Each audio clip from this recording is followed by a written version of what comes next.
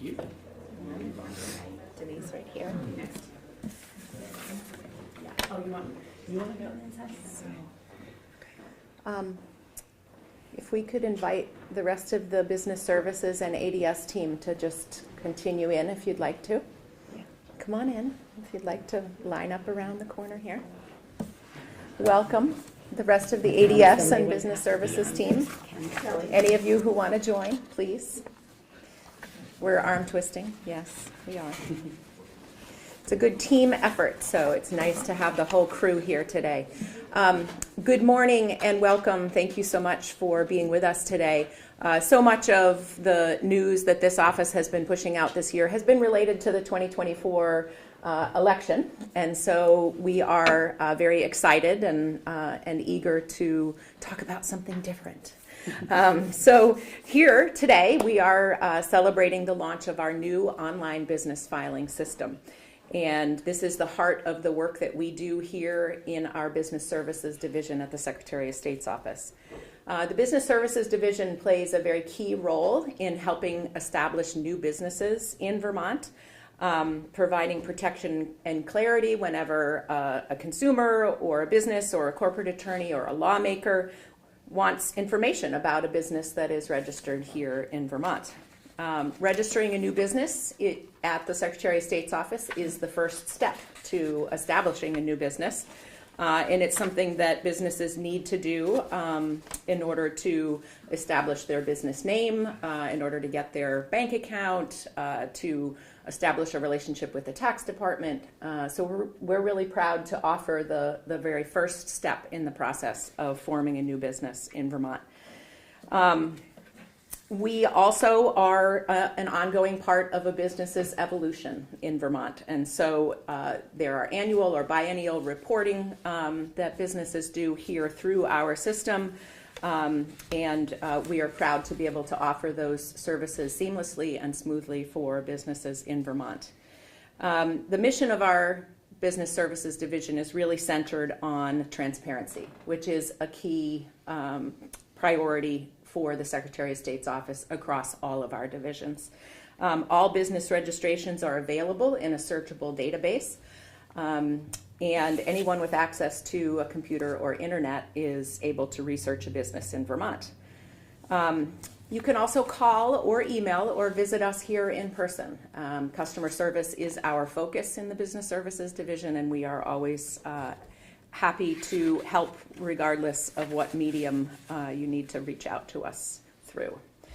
In fiscal year 2024, this small division processed over 125,000 records, including nearly 14,000 new business formations, 67,000 annual and biennial reports, and 16,000 UCC filings. We've come a long way with the new online business filing system, and it's the next chapter in our evolution of service to businesses in Vermont.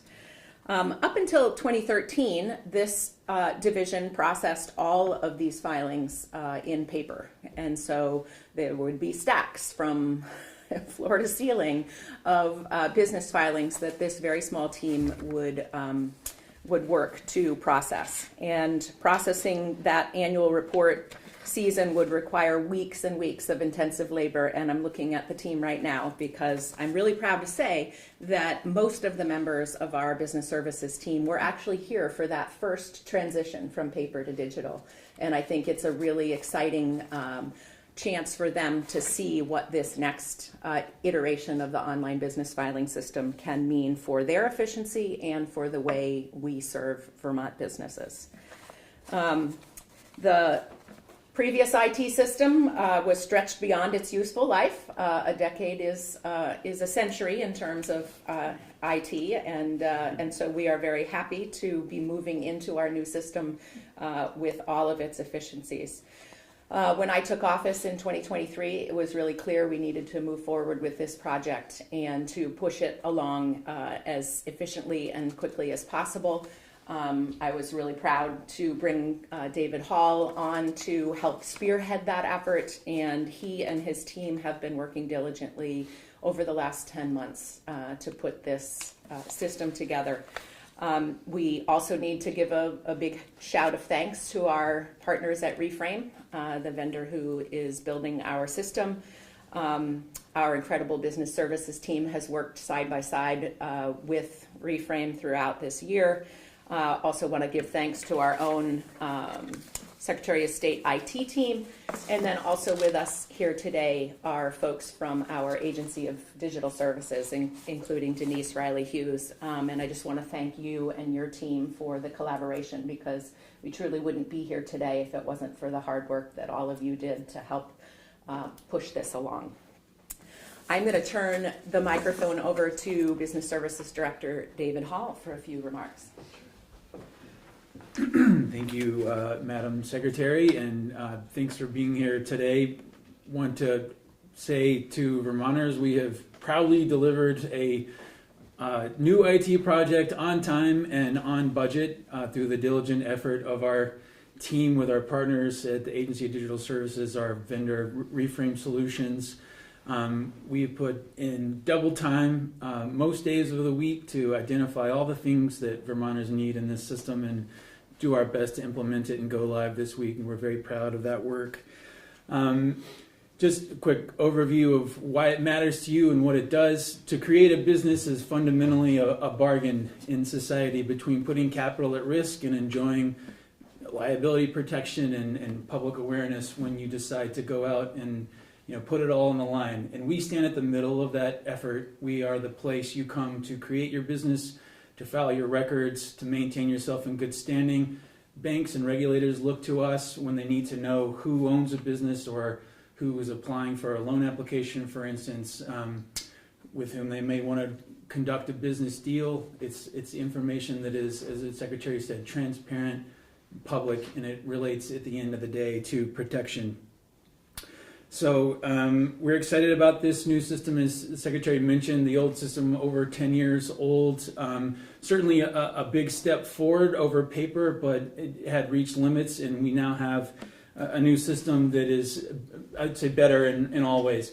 It's secure in the sense that it meets all of our standards for cybersecurity, for authentication, for logon. All of the protections that you would expect from a modern IT system are certainly integrated and deployed under this new filing system. It is accessible to Vermonters. You can access this online by your phone, authenticate via email, OTP. We have multi-factor authentication to make sure you are who you are, and if you fail the test, we make it harder for you to get in and make the changes you want to see.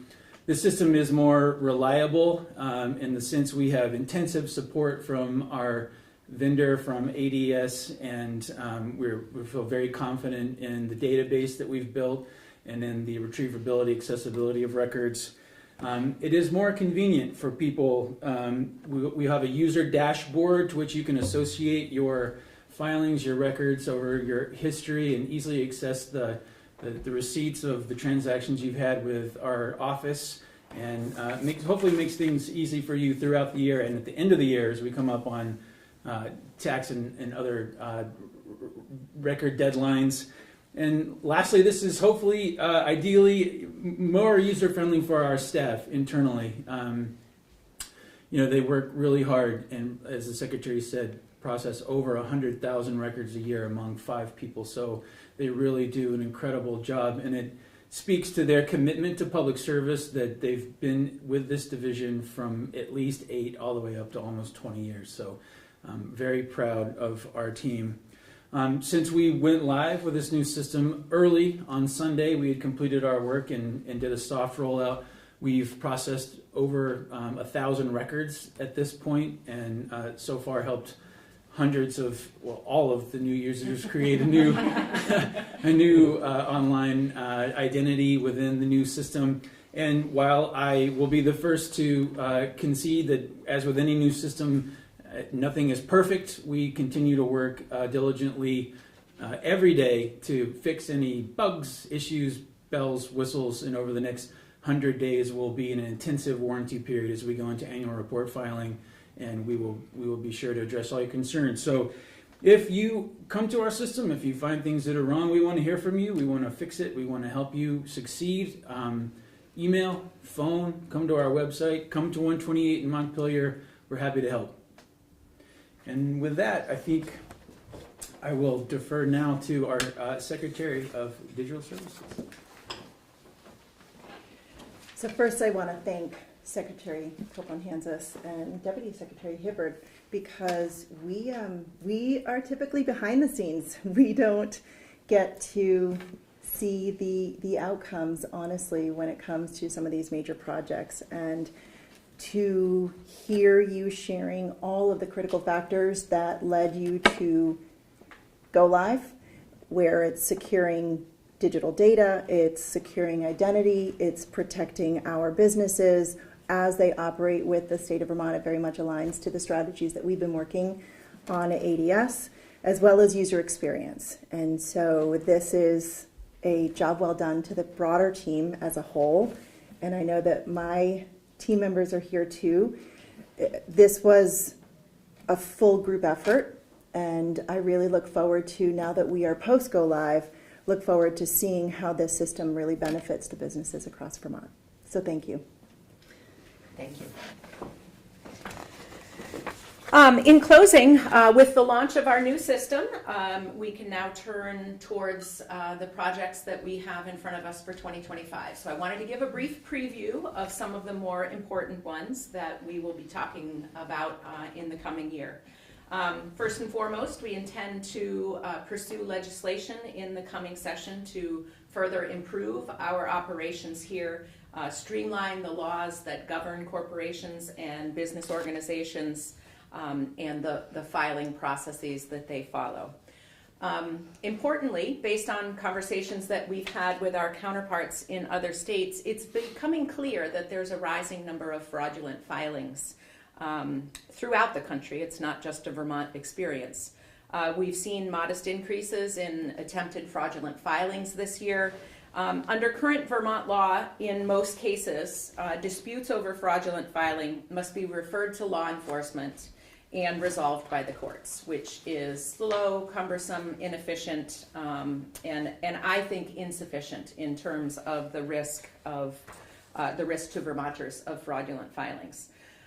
So in the past year, other states, including Colorado and Rhode Island, have adopted legislation to create some administrative procedures in order to allow the efficient evaluation of potentially fraudulent filings. In the coming legislative session, we intend to work with the committees of jurisdiction to identify any appropriate similar administrative remedies that we can adopt here in Vermont. We will, of course, continue to work with stakeholders and within government and the business community to identify ways that we can improve our system and also the laws that are governing our operations. We will continue with an update to rules governing the Uniform Commercial Code, and also continue to work with our vendor to iron out any wrinkles in the new system that we have launched here this week. I am very proud of our dedicated business services team, and I know that they will continue to support Vermonters and Vermont businesses, either in person here at 128 State Street, on the phone, via email, and through filings in our online filing system. So I want to thank you so much for joining us to celebrate this successful launch of the new online business filing system. David and I are happy to take any questions. You've talked a lot about what this system can and will do. Can you just identify what specific problem this new infrastructure solves for businesses? Well, first and foremost, the aging system that we were operating under had zero flexibility. We were not able to make changes to the system as laws change or make changes to the system as our internal processes might change. So the flexibility that this new system offers is critical to us being able to do timely filing and processing of people's forms and registrations. We have identified a number of places in our statutes where it's clear that that things are not in alignment. The way one corporation type files is, should be analogous to another, but they're very different and the requirements are different and the fees are different. So as we move into this next legislative session where we're going to try to bring many of those into alignment, we need a system that can be flexible and moldable so that we can change our internal processes as the laws change. And I'm sure that David has a number of other answers to that he could rattle off, so I can certainly let you jump right in. I'm just wondering, David, like, I'm a business owner. Sure. What have I been dealing with under the old system Mm-hmm. that's been a pain for me that this new iteration is going to resolve or make easier? Or... Sure. I think the flexibility is the. You might step up. Oh yeah, no problem. I think the flexibility and being able to manipulate the new system in response to changes in processes and the law is definitely paramount. Over time, for whatever reason, IT systems tend to stagnate. We had problems with search results. We had problems with making sure all of our records ended up under the right name in the right place. Things just sort of get sort of dated over time, and upgrade to the database and the internal machinery of the system itself was good. But as a business owner, what I'm hoping that you're going to find is fewer dead ends, more intuitive tile cards. When you come into the system, I hope that it's more intuitive for you to know that I'm ready to file this initially, or I want to make an amendment here, and you're going to be able to work your way right through that system without too much heartache. We had a long tortured history of some connectivity to some other departments, but basically, let me say in a nutshell, one of the things we're trying to work on right now is to build better connections among the Secretary of State's office in places like the Department of Labor, the Department of Taxes, the Agency of Agriculture, Department of Health. So when people come to form or update the type of business that they're operating, they'll have cleaner connections and more information about where do I go next, what do I need to do, with whom do I need to speak. And we're still building out some of that functionality, but that's on the way.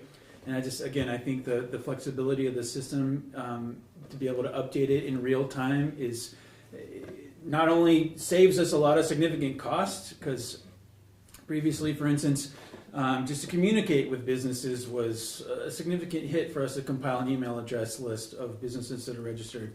Now, if we have a flood, if we have an announcement or something of significant import, that we need to use to contact businesses that are active and registered in our system, I think that level of communication will be much cleaner as well. So lots of ways, both internal and external, that I think that this system will be more responsive to our needs and to the needs of business users.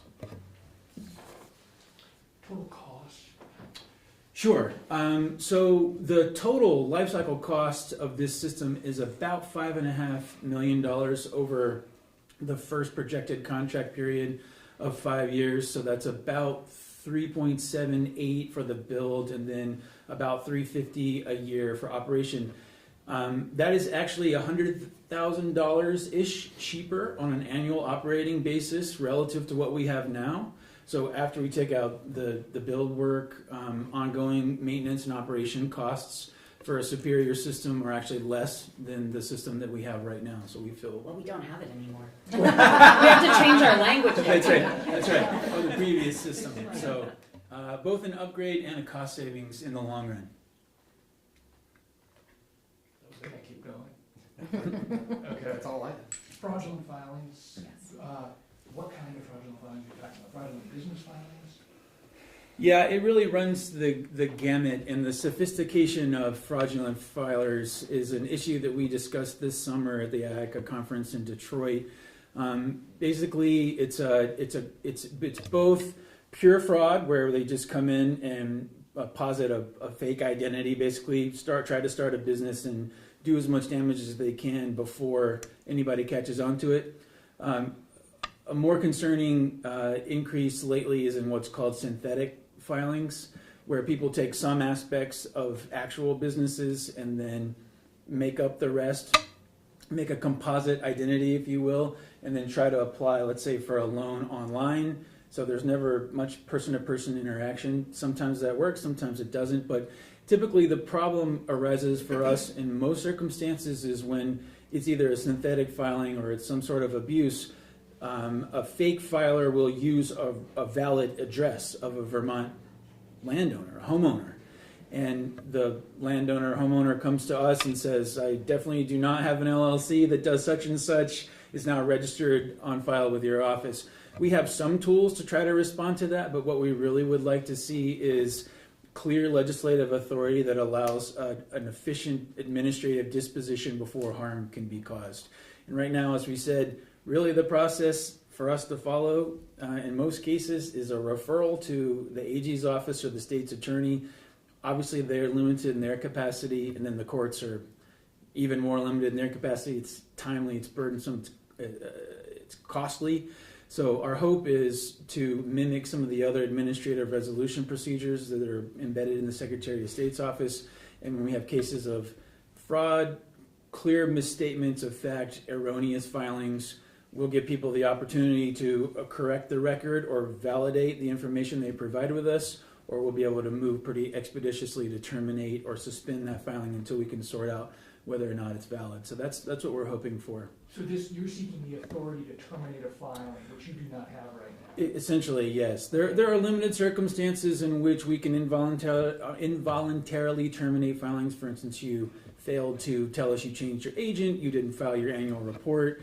There's a window and there's a process. But right now, for pure fraud, really the way the system is built is it's trust but verify with consequences on the back end, and those consequences, unfortunately, right now are just really long in coming. And what we would need is what we hope for, and the legislature will agree to, is just a more responsive administrative process to those cases. And this is my last question. I just want to make sure I'm understanding. These folks are creating fraudulent businesses to create the veneer legitimacy that allows them to commit financial fraud either against consumers or banks or what have you. That's correct. Okay. Yeah, absolutely. All right, great.